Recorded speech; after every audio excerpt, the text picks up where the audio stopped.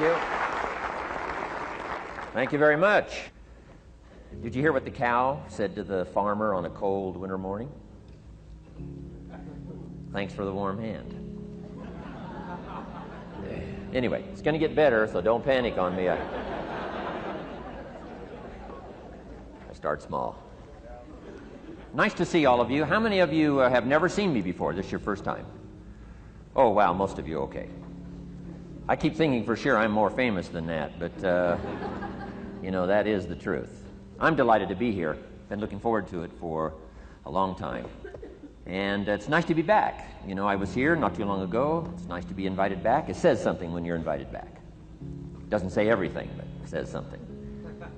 Maybe it says, let's give him one more chance, right? See if he can get it right this time. But I'm delighted to have all of you here. We're going to spend the day together. I feel two major responsibilities, and I'm sure you can guess what those are. Number one is to make sure you get your money's worth, right? When you shell out your cash, especially these days, you want to make sure you get full value for the money you spend. And I know the tab for the seminar was not that much. Pretty modest fee to get in. Most of you, your tips for the week, right? So it wasn't that much. But I want you to be able to say when you walk out of here today, it was worth my money. But my biggest responsibility is to make sure you get your time's worth. And the reason I say that is because time is more valuable than money. In fact, you might start your notes with that. Time is more valuable than money. You can get more money, but unfortunately you can't get more time. If somebody asks you to spend your money, that's pretty easy, right? We live in America. We're wealthy. So the money's not the problem. But what if somebody asks you to spend a day, right? You got to think that over carefully. And I know you did. I wouldn't waste one of my days, not for anybody, not for anything. Once I understood how valuable they were, I don't waste any. But to make an investment like today of your money and your time, I appreciate that. Today's going to be costly for me. It's going to cost me one of my days to be here, right? And some money, of course. But, you know, I don't need the money. I take the money, but I don't need the money. But guess what I do need? The time. So I'm here not to just joke with you. I'm here not to just tell some funny stories and give a performance and walk away. I'm here to give you some value, and I want to make it worth your time. I'm going to invest a day. You're going to invest a day. Let's get the most out of it and see what we can walk away with today. Anyway, for you that have not seen me before, just very briefly, let me just tell you my story. I grew up in Idaho, farm country, southwest corner of Idaho. In fact, my father still lives on the old homestead where I grew up. He'll be 89 his next birthday, still hasn't retired. I'm proud of my dad. He's never been ill. He's really something. I'm trying to get him to retire this year, 88. I'm telling my father, what a good year to retire when you're 88. And he says, hey, talk to me in 10 years, right? I might be ready. But anyway, I went to high school. I graduated. I went to college 1 year. Halfway through my second year of college, I decided I was smart enough, so I quit. One of my major mistakes. I should have stayed in school. But I thought, heck, you know, I'm smart enough to get a job. That's what life's all about, right? Get a job, pay your bills, work hard, stay out of trouble, keep your fingers crossed, hope for the best. And I figured I was at least prepared to do that. So I quit college and went to work. A little while later, got married, got my little family going, and I'm out there doing what I thought was the best I could. But about age 25, I'm starting to struggle. I've purchased a little more than I can conveniently pay for on time, and the creditors are starting to call saying, hey, you told us the check was in the mail, what's the deal? And I'm getting embarrassed by that. I'm also embarrassed, big mouth me, with all the fancy promises I made to get married. I'm way behind on those promises, and I'm getting discouraged, wondering what to do. And I thought, well, maybe I should go back to school, right? 1 year of college, pretty short on an application. But, you know, tough to go back to school, right? Especially when you got your family going. Time to stay is when you're there. So I discounted that.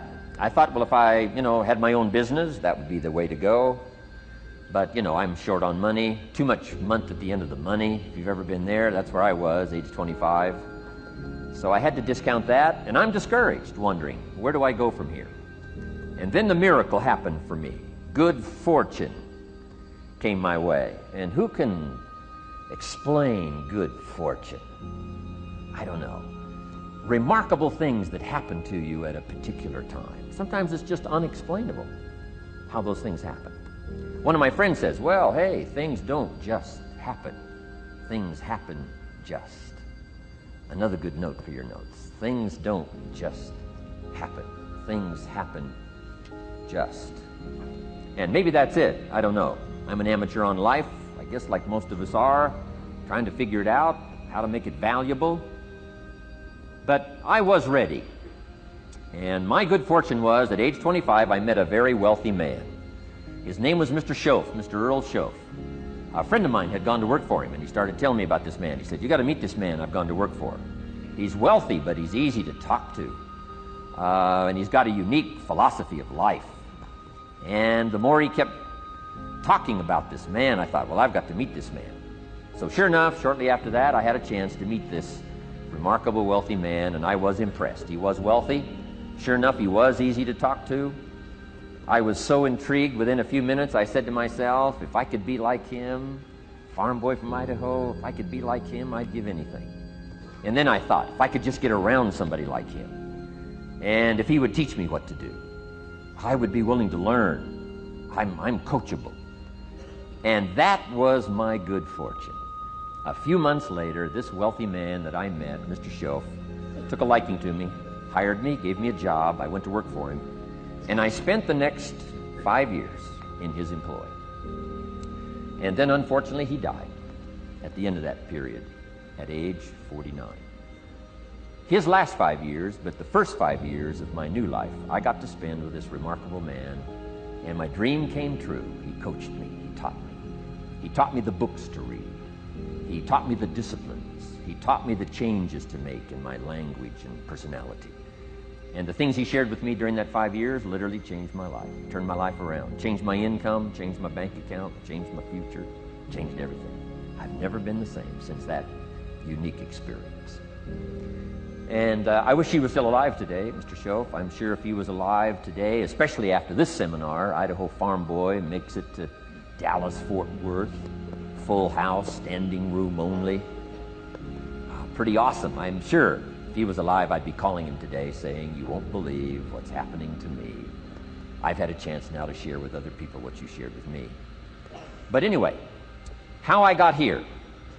30 plus years ago, I was living in Beverly Hills, California. And one day, a friend of mine, businessman friend, said, Jim, I'd like to have you come and share your story with my service club that I belong to, the Rotary Club. He said, I know your story, Idaho farm boy makes it to Beverly Hills. But he said, I think my club members would love to hear your story. He said, if I arranged one of our breakfast meetings, would you come tell your story? Just share a few thoughts. I said, okay. So I agreed to go give this breakfast talk. And guess what? They liked it. And my telephone rang. I got another call saying, we heard you've given your story and shared some ideas. Would you come talk to our club? First thing I know, I'm starting to devote a piece of my business time to giving these talks. And then one day, a businessman who'd heard my talk, I think 2 or 3 times, approached me and said, would you come and share that story and some thoughts with my management and salespeople? I said, I got this little company going. And he said, if you'd come tell your story to my organization, he said, I'd be happy to pay you. And I thought, wow, wouldn't that be something? So I agreed to go do it, and I got paid. Little did I know, another fortune was waiting for me to translate my ideas into talks and speeches and seminars. Now I've written some books. It's on cassette tape. Now I get to travel around the world. Last year I was in Japan, and Israel, Spain, Mexico, Australia, New Zealand, France, Germany, Canada, and now Dallas-Fort Worth. So. Idaho farm boy gets to travel around the world and share his story, and here I am today. Anyway, it's almost too much for me to comprehend. From where I started, raised in obscurity, in a little small farm community, and now to be here today is pretty awesome for me. So anyway, that's just a little bit about my story. My story is probably more intriguing for me than it is for you, but I wanted to hear it again, so I thought I would just, bore you with it. Anyway, I don't ask you to be impressed today. I'm the one that's impressed from where I came from to have a chance. But that's the American dream, right? Come true. Chance to start from scratch, start from obscurity, start with pennies, start with nothing, and have a chance to transform your life, change your life, set your goals, and see what you can accomplish. So anyway, that's how I got here, and I'm just delighted that this day has arrived, and I truly want to make it valuable for you. Let's go to work. Here's what I hope you'll find out of this seminar today for your notes. Here's what I hope you'll find. Number one, sincerity. Above all else today, I hope you'll find me sincere. Best place for people to start to communicate is sincerity on both sides. I'm sure you're sincere or you wouldn't be here today, right? To spend this kind of money, to spend this kind of time, roll up your sleeves today, go to work like I am, and get this message. You've got to be sincere. So I assume you're sincere. Now I want you to see me sincere. But I've got a good note for you to make. Sincerity is not a test of truth. Important note to make. Sincerity is not a test of truth. We must not make the mistake of saying he must be right, he's so sincere. That would be a mistake. And here's why. It's possible to be sincerely wrong. So we don't mistake sincerity for truth, right? Sincerity is only a test of sincerity. Truth has to yet be tested by truth, okay? But hopefully you will find me sincere and truthful. Next, a combination of things I hope you'll find here today. Ideas plus inspiration. Ideas plus inspiration. Ideas, business ideas and social ideas and personal ideas, we all need ideas. Right? How to have a good day ideas, how to have a good year ideas, how to have your best year ever ideas, good health ideas, personal relationship ideas, how to deal with your family ideas, sales management ideas, financial freedom for the future ideas. We all need good ideas. So today, I hope you gather up by notes and by what you can remember a lot of ideas. I want to share as many with you as I possibly can in the time constraints we have. Today's going to go very rapidly. I used to think a day like this was a long day. Found out it's a pretty short day. But I'm going to go as fast as I can, share with you as many ideas as I possibly can. And here's why. Ideas can be life-changing. Ideas can be life-changing. And sometimes all you need is just one more in a series of good ideas. It's like dialing the numbers into the lock. Right? You got 5 or 6 numbers dialed into the lock. The lock still won't come open, but you don't need 5 or 6 more numbers. Maybe you just need one more, and maybe a seminar like this could do it. A sermon could do it. The lyrics from a song could do it. The dialogue from a movie could do it. Conversation with a friend might do it. That one last piece you need, number.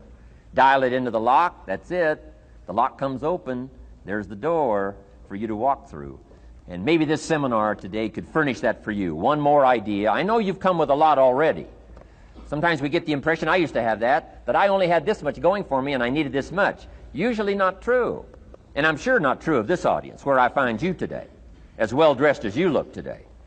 As fine as you are sitting here today, it isn't that, you've got this much going for you and you need this much. I would assume you've got this much going for you, and maybe all you need is just a few more thoughts, ideas, to furnish you some ways and means to turn your life into the dream you want it to be. So, ideas. The seminar is going to be loaded with ideas. I want you to take good notes. But here's what else I hope you'll find here today, and that is inspiration. And who knows the mystery of inspiration? Why some people are inspired and some are not? You were inspired to get here. Some were not. Who knows the mystery of that? I don't know. How come you made it? The rest of them didn't make it. We don't know what that mystery is. Some people turned it down. Some people said it costs too much. Some people said it's going to take too much time. Some people are too busy, right? A lot of different excuses why some are inspired to take advantage of something that comes to town. Others pass it up. We don't know the mystery to that. Here's what I call it, mysteries of the mind. And I just leave it at that. Some things I don't try to figure out. I take the simple approach now. right? Some people do and some people don't. I mean, that's about as profound as my philosophy is. Some buy and some don't buy. Some go for it and some don't. Some change and some don't. And if you've been around for a while, you can usually work out the numbers, right? Out of 10, 3 do, 7 don't. Whatever business you're involved in, pretty soon you got this ratio going. The ones that do, the ones that don't. You say, well, why don't the ones that don't, how come they don't? We don't know. I just leave it as a mystery. I used to try to understand all that. I just take the simple approach now. The guy says, this happens to me, this goes wrong for me, and all this stuff goes wrong for me. How come all this stuff happens to me? I say, I don't know, beats me. The best I've been able to figure out is those kind of things always happen to people like you. I mean, right? That's the best I got. I don't know. I'm an amateur on this stuff. What do I know? So just take the simple approach, right? That's how it is. Who knows? Interesting story says the day the Christian church was started. Now, I'm an amateur on the Bible, but best account I can remember, the day the Christian church was started, a magnificent sermon was preached. Great presentation. And if you're a student at all of good communication, it was one of the classic presentations of all times. The sermon, the first day the Christian church was started. And it said this sermon, this presentation was given to a multitude, meaning a lot of people. But it was interesting, as the account gives us, the record, it says, when the sermon was finished, there was a variety of reaction to the same sermon. Isn't that fascinating? I find it fascinating. It said some that heard this presentation were perplexed. And I read the presentation, sounded pretty straightforward to me. Said, why would somebody be perplexed with a good, sincere, straightforward presentation? Best answer I've got. They are the perplexed. I mean, what other explanation is there? It doesn't matter who's preaching. Right? It said some that heard this presentation mocked and laughed, made fun of the presentation. I thought, hey, this looks pretty sincere to me. If you give a sincere, honest presentation, why would somebody mock and laugh? Easy explanation. They are the mockers and the laughers. What else would you expect them to do? Right? I used to try to straighten all that out, say, well, they shouldn't do that. I don't do that anymore. I've got peace of mind now. I can sleep like a baby, not try to straighten all this stuff out. I used to be so naive. I used to say, well, liars shouldn't lie.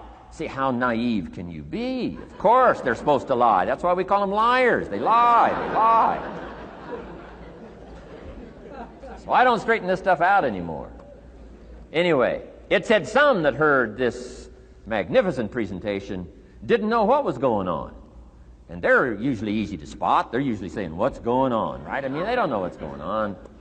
But interesting, right? A variety of reaction to the same sincere, honest presentation.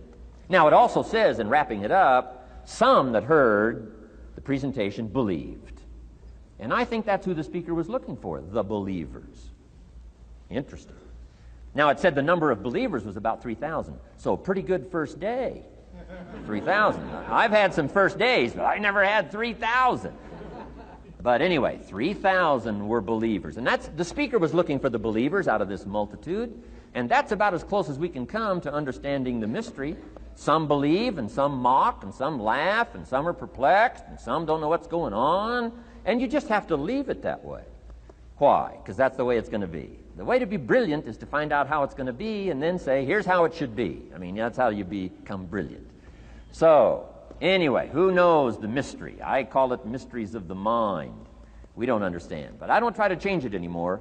On this particular story, as far as we know, they didn't have classes after the presentation to try to de-perplex the perplexed. I mean, as far as we know, they left them perplexed. They left the mockers mocking. They let the laughers laugh. I mean, they didn't come back and try to straighten all this out. You say, well, how can you build a church? Well, make another presentation, and you'll get some believers and some mockers and some laughers and some who don't know what's going on. So that's about the best we can do. So, but I'm glad I've got the believers here today. You believed enough to shell out your cash and part with your time and some of your effort and energy, and I appreciate that. So, hopefully you'll find some inspiration here today. All right? To get the most out of today, a couple more notes. Number one, be thankful. That's a good way to capture the most of a day like this. Be thankful for what you already have. That shouldn't be any problem in America, being thankful. Everything we need is available in America. Everybody wants to come here, right? The last time I was here, that little presentation I gave, everybody wants to come here, America. People haven't plotted and schemed the last 40 years saying if I could just get to Poland, everything would be okay. No, everybody wants to come to America. Why? Everything's available here. All the books you need, all the sermons you need, all the churches you need, all the schools you need, all the instruction you need, all the inspiration you need, all the capital you need, all the markets you need, all the challenge you need, all the information you need, all the seminars you need. Everything's available here. This is America. So number one, let's be thankful for what we already have. Thanksgiving does this. Opens up the doors, opens up the windows, opens up the channels. Thanksgiving for what you already have. I did a seminar one weekend up at the ranch, up at Clear Lake. Got a lodge up there. Nice setting, high valley, high serenity ranch. For the weekend, Friday evening, Saturday, Sunday. People drove in from around California. I got there late Friday afternoon. Everybody had pretty well already gotten there. I couldn't believe the parking lot. Continentals and Eldorados and Mercedes and Cadillacs and unbelievable. Ferrari, one Rolls Royce, unbelievable. I walked in, good-looking crowd about like this, sitting there ready for the weekend seminar. My opening remarks were, ladies and gentlemen, I think the rest of the world would find it strange that we have all come here this weekend to try to figure out how to do better. Right? I think the rest of the world would say, I don't understand. Guy in his Rolls Royce, and I got to get to the seminar, find out how to get another one of these Rolls Royces. Unbelievable. Anyway, let's be thankful. Here's what locks up the doors and the channels to receive more: cynicism. That locks you away. That prevents you from learning more. Being a cynic about the past and the future, a cynic about the marketplace, cynical about the people, cynical about the institutions, cynical about the setup, cynical about yourself, cynical about your chances. See, that locks away all the chance for stuff to flow your way. So, good advice, I think, today. Start off, be thankful. Here's number two, listen well. That's going to be a challenge today. I understand that. It seems like most of, our life is still going on outside these four walls, right? Most of our life seems like it's out, continuing out there. Family and business and associates and market and economy and whatever else is happening in the midst of your life. And to sort of, pull your attention from what's going on out there and put it in here for just a few hours, I know is a challenge. But do the best you can, listen well. And here's the last one, take good notes. Be a good student today. Take some good notes. I've not come to entertain you. As you can tell by my opening joke, right? I would not make it in Las Vegas. So we don't have a dog and pony show today, no entertainment. But I do have some ideas. Take some good notes. Somebody showed me the other day notes that they took about 21 years ago, attending one of my seminars out in Los Angeles. He said, I still use these notes I took 21 years ago to help me in my business, relationship with my family. So I'd like to have these notes that you take today become that valuable for you. Then it would be worth me making the investment to come and spend a portion of my life, my time, my energy here. And I want this investment I'm making here today to pay off. And one of the ways it can pay off for me is for you to take good notes and then go away and use whatever makes sense. Because what I feast on coming back around is the stories out of this audience today. Sure enough, 6 weeks from now, 6 months from now, 6 years from now, somebody's going to, by phone, by letter, by personal contact, walk up to me and say, the things you shared that day got me thinking. And I started making some changes, and let me tell you what's happened to my business. Let me tell you what's happened to my sales career. Let me tell you what's happened to my relationship with my family. See, that'll make it worth it for me. Not the money, the return. Something you can't buy with money. If somebody says, thank you for touching my life and taking the time to make the investment. And that's what I'm all about. So if you'll become a good student today. And here's the last note. Don't be a follower, be a student. You'll be happy to know today we haven't come seeking disciples. We've got no movement for you to join. I'm just here to share some of my experiences, good ideas, best I can. But I think that's good advice. Don't be a follower, be a student, right? Take advice but not orders. Take information, but don't let somebody, order your life. Make sure what you do is the product of your own conclusion.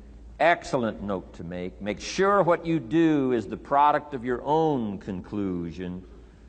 Not to do what someone else says. Take what someone else says, process it, think about it, ponder it.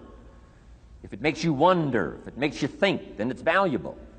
Then when you go take action, make sure that the action is not what somebody told you to do. Make sure the action is the product of your own conclusion. If you'll follow just a little bit of those simple guidelines, I'm telling you, the learning process can be speedy, swift, powerful. Your learning curve can go up, and then applying it to your business, your life, your family, conversations, equities of all kinds. You'll find some progress like I did that first 5 years when I met a teacher willing to share with me, turn my life around. Progress I couldn't believe happened for me. Okay, let's get started. I want to review, I was here last time and we talked about the 5 major pieces to the life puzzle.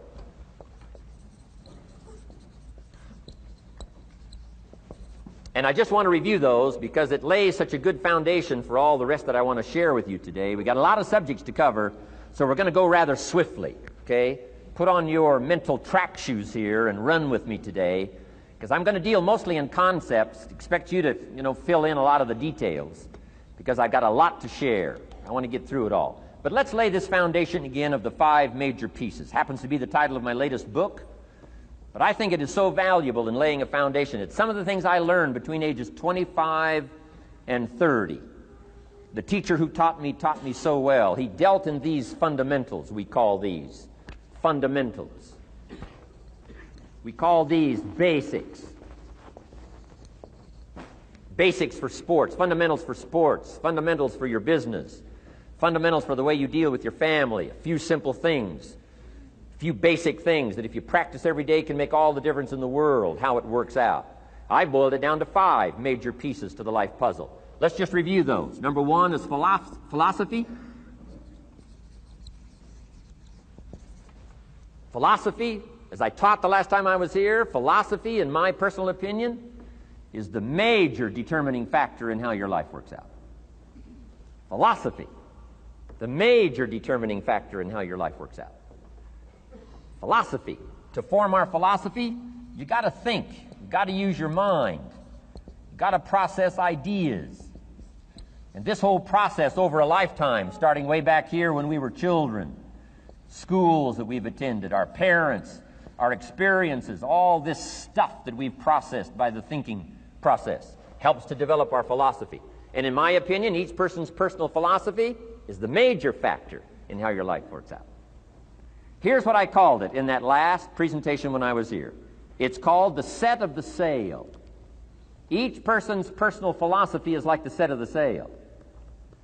Now, I used to think it was circumstances that ordered my life. If someone would have asked me at age 25, Mr. Rohn, how come you're not doing well? Pennies in your pocket, creditors calling, nothing in the bank, behind on your promises to your family, you live in America, 25 years old, got a beautiful family, every reason to do well, and things are not going that well for you. What is wrong here? It would not have occurred to me to blame my philosophy. I mean, it would not have occurred to me.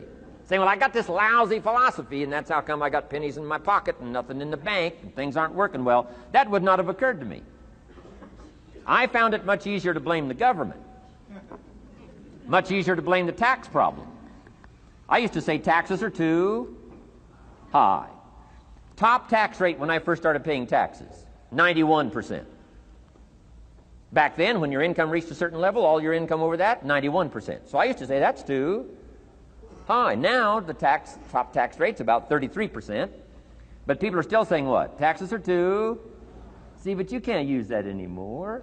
If it's gone from 91 to 33, how could it be too high? Come on. I threw all that old excuse stuff away. Some people found it, though, and they're using it these days. My old list. I used to blame the traffic, the weather, used to blame circumstances, right?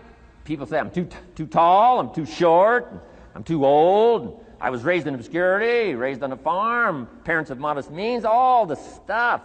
If you were to ask me, how come you find yourself here, Mr. Rohn, age 25, living in America, land of abundance and opportunity, pennies, zero in the bank, not doing well, creditors calling, it would not have occurred to me to blame my philosophy. I found it easier to blame the company policy. I used to say, if this is all they pay, how do they expect you to do well?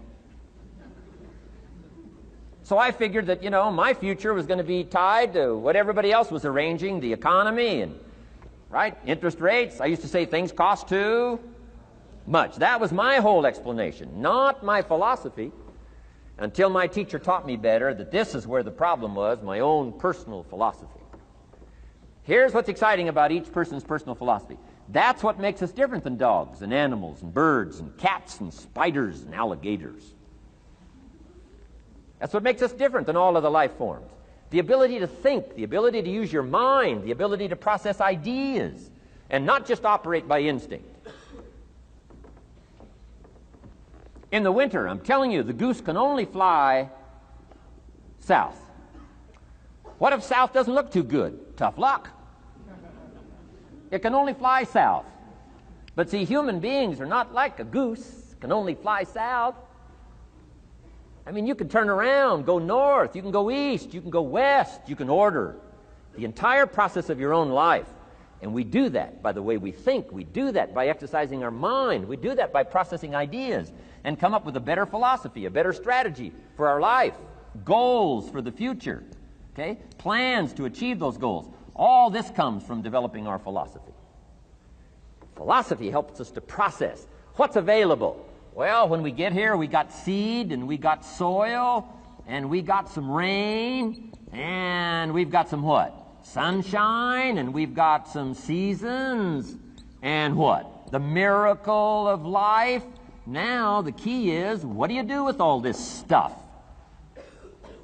How do you turn all this stuff that's available here into equity and promise and lifestyle and dreams and future possibilities? All of this that's possible now with human beings, how do you take all this stuff and turn it into this equities and values? Well, it starts with philosophy.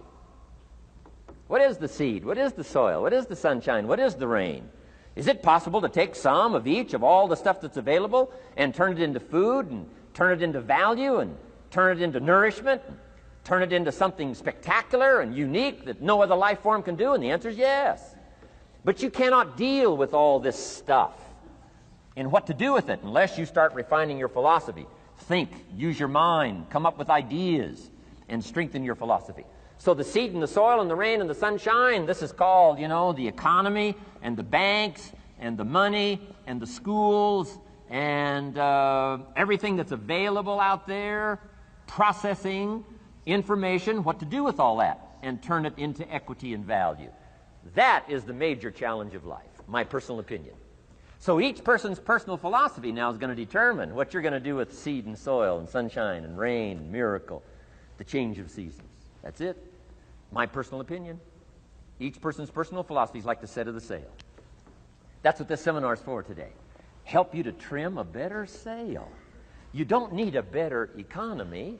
You don't need better seed and soil. In fact, when it comes to seed and soil and rain and sunshine and seasons and the miracle of life, that's all you got. Now, what if you blame this stuff? Then you're blaming all you got. If you blame the economy, and you blame the schools, and you blame the teachers, and you blame the sermons and the preachers, and you blame, the marketplace, and you blame the company and company policy, what else is there? When some people get through with their blame list, there isn't nothing else. That's all there is. And if you blame the only thing you've got to work with, I'm telling you, it's called mistake colossal.